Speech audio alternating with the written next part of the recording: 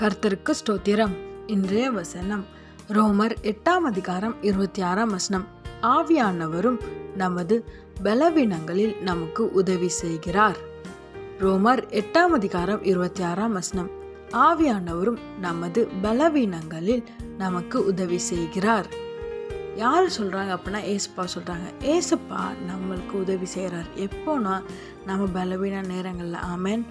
ஆவிக்குரிய வாழ்க்கையில் சோர்ந்து போய் பலம் இல்லாமல் இருக்கிறீங்களா? இல்லை இந்த உலக போராட்டத்தில் சோர்ந்து போயிட்டு பலம் இல்லாமல் இருக்கிறீங்களா? இல்லை உங்கள் சரீரத்தில் ஒரு பலவீனம் இருக்குதா?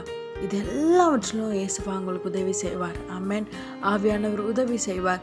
சோர்ந்து போகாதீங்க, பயப்படாதீங்க. ஏசப்பா இந்த பலவீனங்களில் உங்களுக்கு உதவி செய்து உங்களை சாட்சியாய் நிறுத்துவார். உங்கள் சூழ்நிலைகள் மாறும், உங்கள் பலவீனங்கள் நீங்கும். உங்கள் ஆவிக்குரிய வாழ்க்கையில் பலன் அடைவீங்க. சோர்ந்து போகாதீங்க. ஏசப்பா இன்னைக்கு உங்களை பலப்படுத்துகிற விதமாக சொல்கிறார்.